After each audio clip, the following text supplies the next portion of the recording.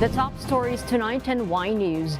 President Ferdinand Marcos Jr. shares admiration and gratitude towards Filipino residing in the United States for their significant contributions not only to the Philippines but also to their host country across various fields. ACT Teachers Party List Representative Franz Castro welcomes the recent issuance of a subpoena by the Office of the City Prosecutor in Quezon City for former President Rodrigo Duterte. The Metropolitan Manila Development Authority, or MMDA, temporarily suspends its official following a busway violation blunder involving a senator. And President Vladimir Putin approves media restrictions ahead of next year's presidential election in Russia.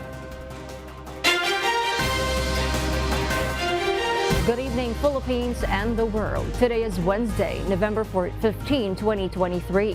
Join us in the next hour as we deliver today's top stories around the Philippines and in other parts of the world.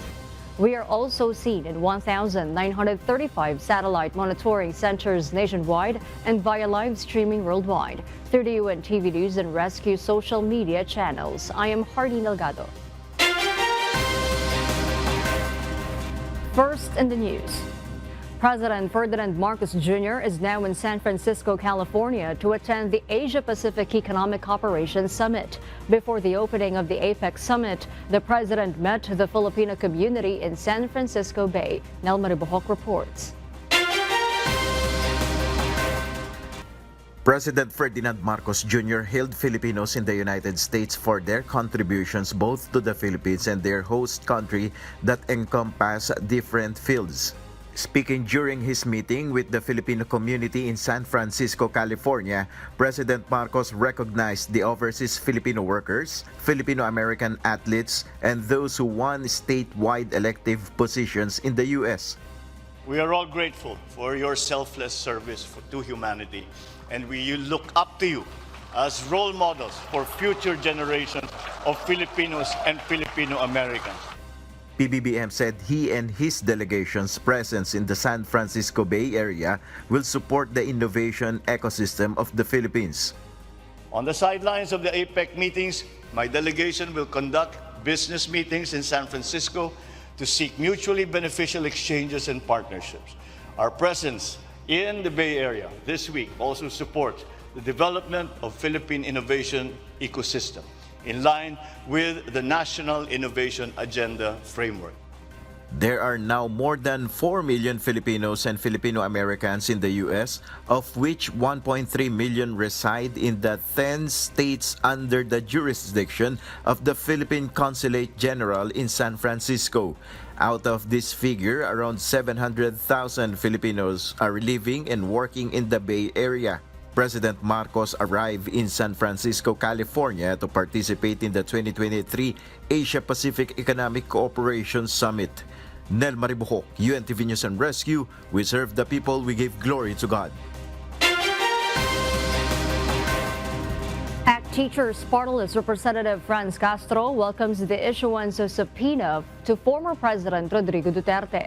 The Quezon City Prosecutor's Office summons the former chief executive for an investigation on the criminal complaint filed by the Makabayan Bloc lawmaker. Rosa Licons will tell us why.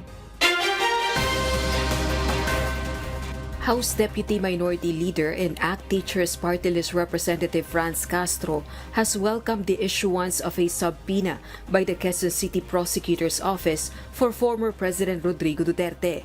This is in connection with the preliminary investigation on the grave threats complaint filed by Representative Castro against him. In her statement, she expressed satisfaction with the ongoing progress of the case and voiced her hope that the former chief executive would indeed confront the charges and actively engage in the preliminary investigation. The Office of the City Prosecutor of Quezon City required former President Duterte to appear on December 4 and 11, 2023. Very thankful ako sa Quezon City Prosecutor's Office kasi after 3 days na na-file namin itong complaint ay umaksyon na sila agad. So hopefully dumating si dating Presidente Rodrigo Roa Duterte doon sa preliminary investigation. The former president is required to submit his counter affidavit, including the affidavits of his witnesses and supporting documents. This is the first subpoena against Duterte since he left office. He is facing a complaint for grave threat under Article 282 of the Revised Penal Code and Section 6 of the Cybercrime Prevention Act of 2012. This is due to the statements he made over a television interview where he talked about the confidential fund of his daughter, Vice President Sara Duterte.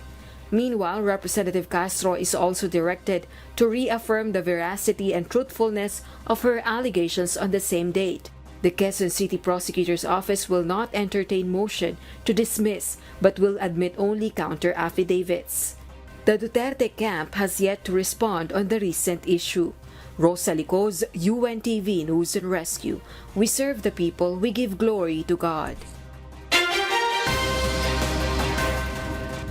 The Metropolitan Manila Development Authority, or MMDA, has announced its aim for the full implementation of a single ticketing system in Metro Manila by the end of 2023. JP Nunez will tell us why.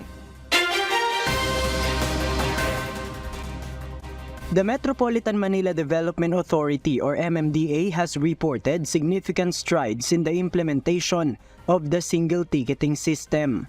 Among the accomplishments highlighted by the agency are the successful resolution of issues concerning the integration of local government units into handheld devices and the adjustments made to the online payment platform.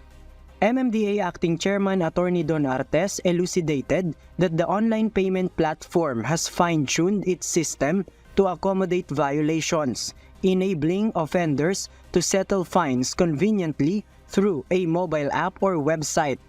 Chairman Artes further declared that in the coming weeks, LGUs will fully adopt this new system. By the culmination of 2023, all LGUs in the National Capital Region, or NCR, are poised to achieve a 100% implementation of the Single Ticketing System, or STS. Yung pong training natin ay tuloy-tuloy sa mga LGUs at yung parang customization, halos patapos na rin naman po lahat. So, I'm confident po na within the year, mai-implement na fully sa 100% sa buong NCR. Ito pong ating single ticketing. Earlier today, November 15, MMDA launched the full implementation of STS in San Juan City. It was the first city in Metro Manila to fully implement the system after about 4 months of its soft launch along with other LGUs. Local traffic law enforcers of San Juan City has given 30 units of handheld ticketing devices. Nakita po natin na dito sa San Juan, talagang seamless na yung pagpapatupad dito, kaya inuna natin. Pero asahan po ninyo sa mga susunod na araw, yung mga sinoft launch natin dati ay magkakaroon na rin po ng full launching soon. Lahat po sila ay sumailalim na sa pagsasanay, so kabisado nila na paano paganahin ang mga handheld devices, and these will all be deployed in the main thoroughfares of San Juan. Looking ahead, the MMDA has announced plans to procure an additional 1,000 units of handheld ticketing devices next year. These devices will be strategically distributed among the local traffic law enforcers of various LGUs in the NCR, fortifying the ongoing efforts to enhance and modernize the region's traffic management. JP Nunez, UNTV, News and Rescue. We serve the people, we give glory to God. The Philippine National Police Criminal Investigation and Detection Group confirms that the family of the missing beauty queen, Katherine Camon, has willingly provided DNA samples to the authorities to aid in the investigation. These buccal swab samples are set to undergo meticulous examination by the PNP Forensic Group. The said samples will be compared with the 17 hair strands and 12 swabs of blood discovered inside the red CRV found abandoned in Barangay Dumaklay, Batangas City. Another development is that the family of Miss Camon agreed already to give their DNA samples para i-match natin doon sa mga nakuha natin ebidensya, forensic evidence like the hair strands, the blood swab doon sa na-recover natin na sasakyan which is the CRB. Once na nag-match yung DNA na binigay ng pamilya ni Ms. Camon at saka we are very certain that the person na sinabi ng ating mga witnesses na nakita nilang binubuhat from doon sa Nissan Juke na sasakyan to the Honda CRB na kulay red, we are certain na yung nakita nila is si Ms. Camon yun. In a parallel development, CIDG Director Police Major General Romeo Karamat Jr. disclosed that Major Alan De Castro took a significant step today. He visited Camp Crame and personally apologized to PNP Chief Police General Benjamin Acorda Jr. This apology comes in the wake of the controversy surrounding Major De Castro seeking to mend any perceived tarnish on the PNP organization.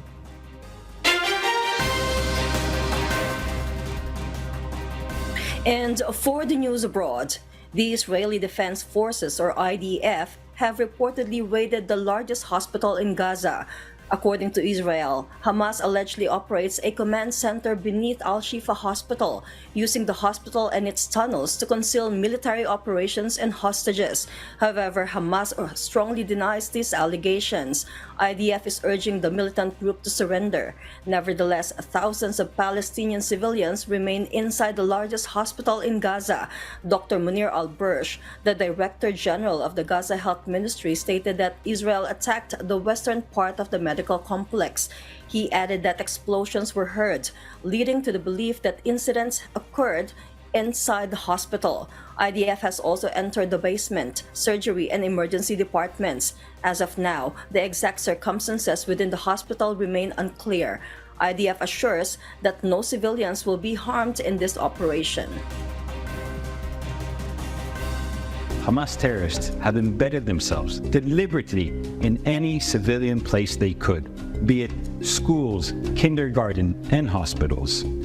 Hamas, in the most cynical way, is not only using the fuel, the electricity, the oxygen, the medicine from hospitals, but is using the most vulnerable, the sick and the ill, as its human shields. 179 bodies were buried together in the courtyard of Gaza City's biggest hospital as Israeli troops approached the gates of the said facility, trapping thousands of Palestinians. Jane Robles will tell us why. Following the medics' warning, patients, including newborn babies, at Al-Shifa Hospital in Gaza City are dying due to the lack of fuel for electricity generators. According to the hospital director Muhammad Abu Salmiya, bodies littered in the hospital and there is no electricity at the morgues. This forced them to bury 179 dead patients, including 7 babies and 29 ICU patients, in a mass grave at the hospital courtyard. The health ministry in Gaza stated that 11,320 people, mostly civilians, and including children, were killed by Israel's assault. Furthermore, United Nations estimates at least 2,300 people who are patients, staff, and civilians are currently inside the Al-Shifa hospital. These people are trapped as Israeli forces refuse to back down, encircling the hospital as they claim that the facility hides a Hamas command base, an accusation that Hamas denied. According to the United States National Security Council spokesperson John Kirby, they have information that the hospitals in the Gaza Strip, including Al-Shifa, are used to conceal and support military operations and hold hostages. However, no evidence were presented to back up these claims. Meanwhile, International Human Rights Watch urges the International Criminal Court, or ICC, to investigate Israel for war crimes due to its repeated attacks on hospitals, ambulances, and health facilities, destroying the healthcare system of Gaza. Jane Robles, UNTV News and Rescue. We serve the people, we give glory to God.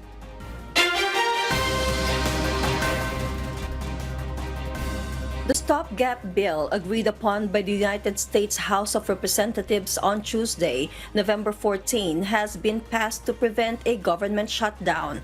This proposed legislation will now move to the Senate for voting to determine its passage as a full-fledged law. This is a critical move for the United States, as a government shutdown would entail the cessation of numerous services. Additionally, many government employees may go unpaid. A government shutdown occurs when Congress fails to reach an agreement on a budget for the upcoming fiscal year. Last month, a 45-day temporary spending bill was also enacted to avert the shutdown of U.S. government services, a measure suggested by former House Speaker Kevin McCarthy. The passing of such stopgap bills serves as a temporary solution to ensure the continued operation of essential government functions until a more comprehensive budget agreement is reached. Media coverage of next year's presidential election in Russia will be restricted, with freelancers and independent journalists expected to be barred from reporting. Mavian Dog will tell us why live. Yes, Maeve, good evening. Good evening, Elsie. Russian President Vladimir Putin approved new media restrictions on Tuesday ahead of the Central Election Commission sessions, which will limit media coverage to registered media outlets. The changes will also restrict media outlets from reporting on the Commission's actions at military bases or in areas under martial law without the permission of regional and military authorities. Publishing any campaign content on restricted websites and social media services is also banned. Russia has recently intensified its crackdown on information flow, banning multiple websites and social media services like Facebook and Instagram. Furthermore, the Ministry of Digital Development, Communications, and Mass Media is allegedly planning to block virtual private networks or VPNs to completely enforce the ban. While there is no official announcement from Putin yet, the 71-year-old president is expected to run for another 6-year term in the elections in March next year. Back to you, Elsie. Thank you, Mavian Dog, reporting live from Australia. The Metropolitan Manila Development Authority, or MMDA, temporarily suspends its official following a busway violation blunder involving a senator. This report will tell us why. MMDA Task Force Special Operations Unit head retired Colonel Bong Nebrija, together with MMDA Chairman Romando Artes, trooped to the Senate today to personally apologize to Senator Bong Revilla. This was after it was reported that Revilla was supposedly apprehended for using the EDSA Busway. A seemingly irritated Revilla denies this, saying that he was in his house in Cavite when the incident happened. Matindi na yung pinagdaanan ko sa buhay, tapos wawasakin nyo ng ganyan lang ng walang kakwenta-kwenta. In fact, nakakatawa nga itong issue na to eh.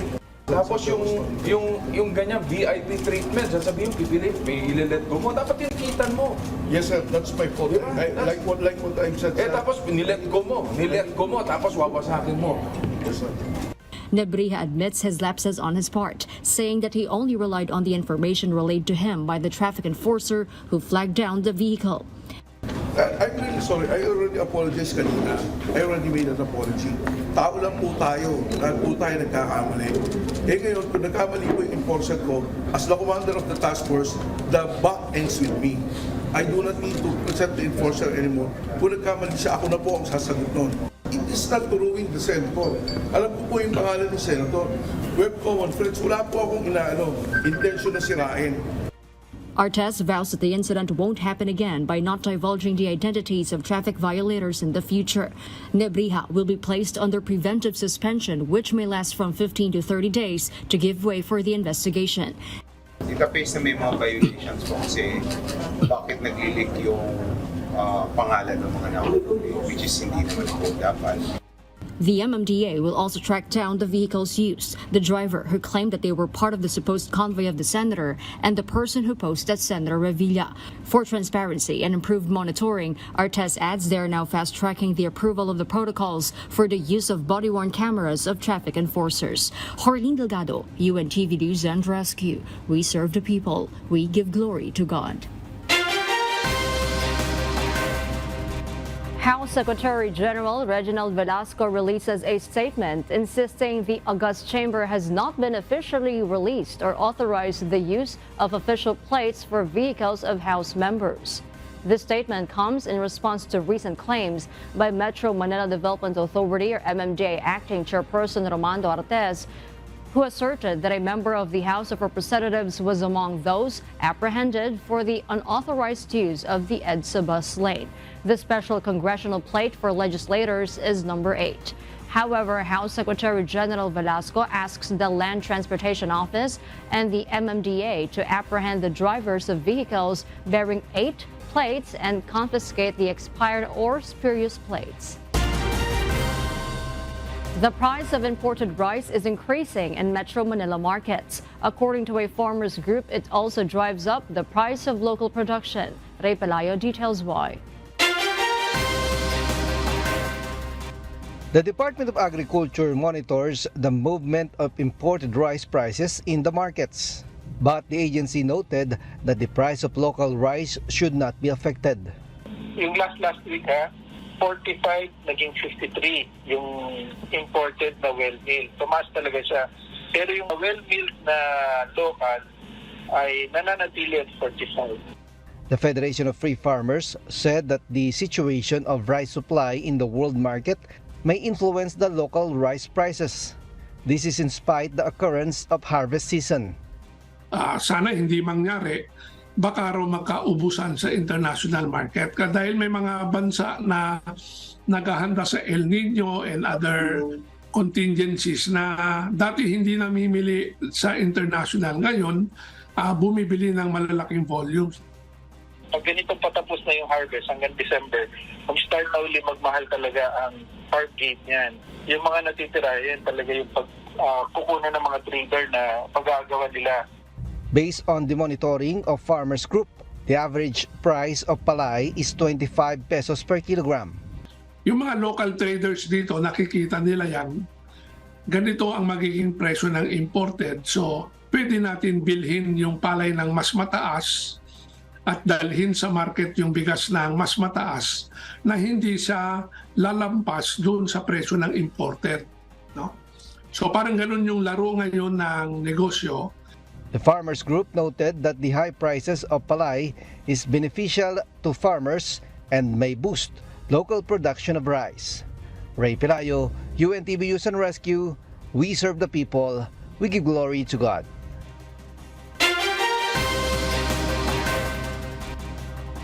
And in other global news, United States President Joe Biden declared that his upcoming meeting with his Chinese counterpart, Xi Jinping, aims to restore normal communication between the two countries, including military-to-military contacts. He emphasized the desire for improved relations between the nations after recent tensions. The two leaders are scheduled to meet on Wednesday, November 15, at the Asia-Pacific Economic Cooperation or APEC Summit in the San Francisco area, California, USA. It is expected that they will also discuss the Israel-Hamas conflict in Gaza and the United States' measures to support Ukraine amidst Russia's ongoing attacks. Finland has leveled serious accusations against Russia, alleging active involvement in aiding illegal migrant crossings into the country. Joselito Liquido will tell us the details live. Yes, Joselito? Good evening, Elsie. Finland has accused Russia of aiding illegal migrant crossings into the country, alleging that Russian border guards are actively facilitating the process. The number of these incidents has spiked in recent days, with approximately 89 crossings registered in a 2-day period, contrasting with 91 in the preceding 4 months. Finnish officials report that migrants, including individuals from Iraq, Yemen and Syria arrive in Russia legally but lack authorization to enter Finland, an EU member state. The modus operandi involves migrants arriving by car and cycling in small groups across the border to seek asylum. This marks a departure from traditional Russian border guard practices, indicating a policy shift in recent months. The migrants exploit an agreement allowing border crossing by bicycle, prompting Finland to impose a ban on such crossing last week. Prime Minister Petteri Orpo directly accused Russian authorities of supporting and escorting migrants to the border, heightening tensions between the neighboring nations. In response to the escalating situation, the Finnish government is preparing to bolster border security. Interior Minister Maria Rantanen attributes the surge in crossings to a suspected change in Russian border policy and enforcement. While uncertain about the specific reasons behind this shift, Rantanen suggests it may be linked to activities in Finland that could be causing irritation to Russian authorities. Finnish Defense Minister Antoni Häkkänen goes further, accusing Russia of engaging in hybrid warfare by intentionally directing migrants toward the border zone. Häkkänen pledged to inform NATO and the European Union about the situation, underscoring heightened geopolitical implications of the dispute. Back to you, Elsie. Thank you, Joselito Licdor, reporting live from Malaysia. The United Nations is warning that the world is on track to fail in addressing climate change. According to the international body's assessment of current climate pledges, there has been insufficient progress in reducing emissions during this decade.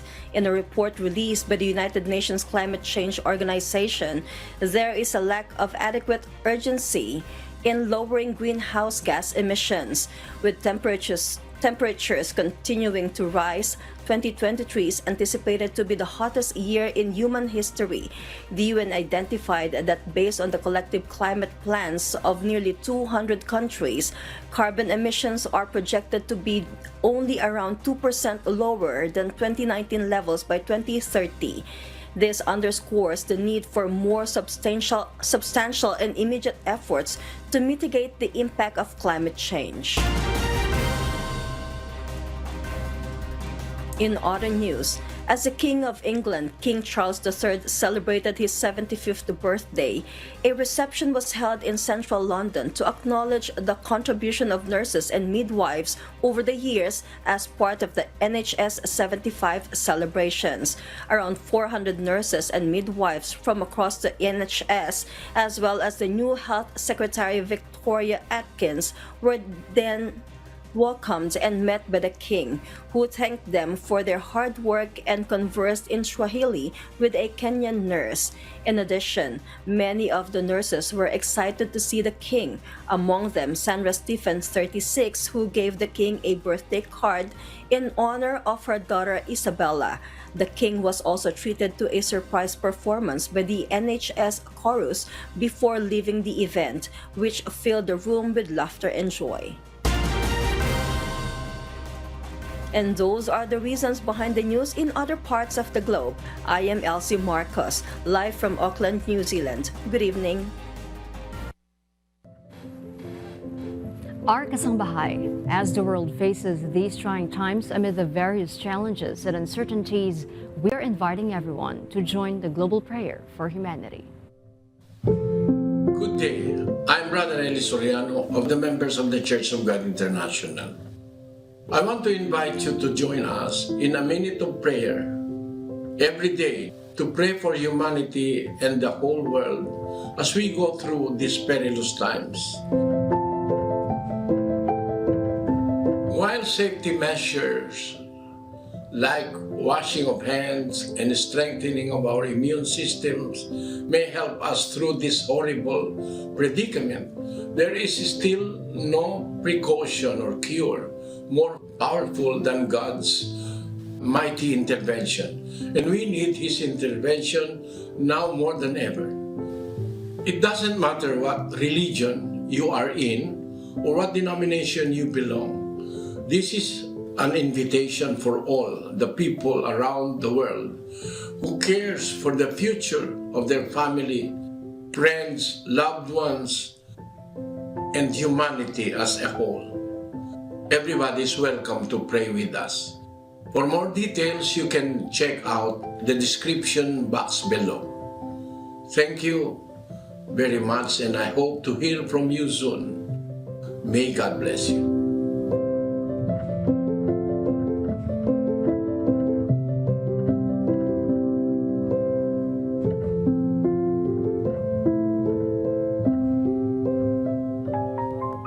And before we close, we will leave you with a word, giving glory to God.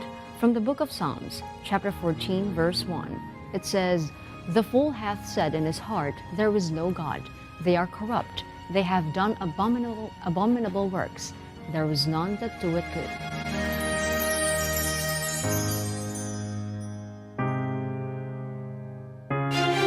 And those are the reasons behind the news, November 15, 2023. Reasons we deliver to you as they unfold, because we need to know. We will always ask why. I'm Hardin Delgado. We serve the people. We give glory to God.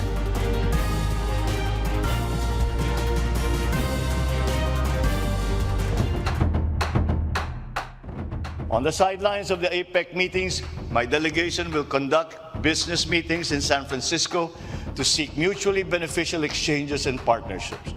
Our presence in the Bay Area this week also supports the development of Philippine innovation ecosystem in line with the National Innovation Agenda Framework.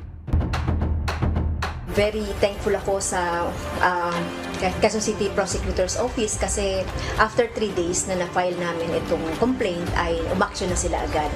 So hopefully dumating si dating Presidente Rodrigo Roa Duterte doon sa preliminary investigation. Yung pong training natin ay tuloy-tuloy sa mga LGUs at yung parang customization, halos patapos na rin naman po lahat. So I'm confident po na within the year, mai-implement na fully sa 100% sa buong NCR. Ito pong ating single ticketing.